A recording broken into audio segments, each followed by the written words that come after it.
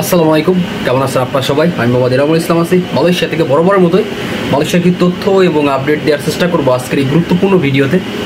সর্বপ্রথম মালয়েশিয়াতে খুশির খবর এটা হচ্ছে, মালয়েশিয়াতে 2025 সালের ফেব্রুয়ারি মাস থেকেই বেসিক বেতন 1700 রিঙ্গিত করা হবে।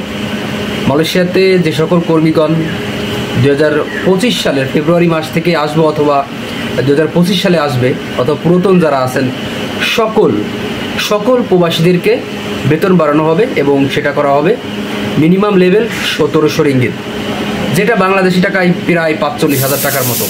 আশা করি বুঝতে পারছেন ব্যাপারটা। এটা হচ্ছে খুশির সংবাদ। এখন যারা কিনা মালয়েশিয়াতে আসবেন তাদের একটা সমস্যা হচ্ছে সম্প্রতি সময় মালয়েশিয়াতে ই পাসপোর্ট এবং যে ডিজিটাল যে পাসপোর্ট আছে এই পাসপোর্ট নিয়ে বড় সমস্যা হচ্ছে। সেটা হচ্ছে যে পাসপোর্ট তৈরি করাতে অনেক ভোগান্তিতে পড়তেছে মালয়েশিয়া প্রবাসীগণ। ওকে, নতুন যারা আসবেন আমি আপনাদেরকে বলবো অবশ্যই ই পাসপোর্ট 10 বছরের যেটা আছে ওইটা আপনারা করে নিয়ে আসবেন।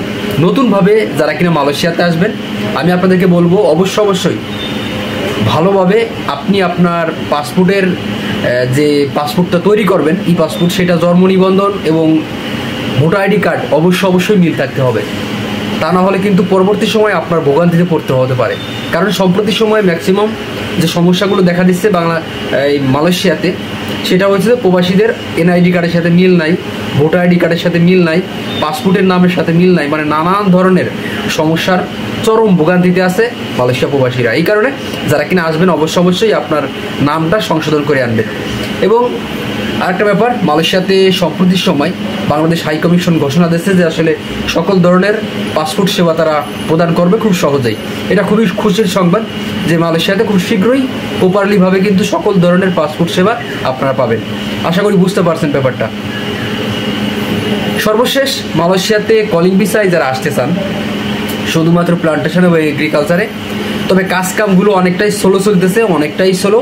সেই ক্ষেত্রে বাংলাদেশের যে রিক্রুটিং এজেন্সিগুলো আছে তারা কিন্তু একদম স্লো, এবং আগে যারা কাজ করতো রিক্রুটিং এজেন্সিতে তারাও বর্তমানে কিন্তু মালয়েশিয়া নিয়ে সেরকম একটা দৌড়ঝাঁপ নেই। এর মেন কারণ হচ্ছে টাকা পয়সার যে বিধি নির্ধারণ আছে সেটা অনেকটাই কম, বাজেট কম, লো বাজেটের কারণে মালয়েশিয়ার শ্রম বাজার নিয়ে অনেক এজেন্সি কিন্তু বেশি একটা কাজ করতেছে না।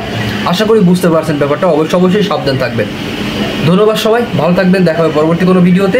ততক্ষণ বন্ধু ভালো থাকবেন, সুস্থ থাকবেন। আল্লাহ হাফেজ।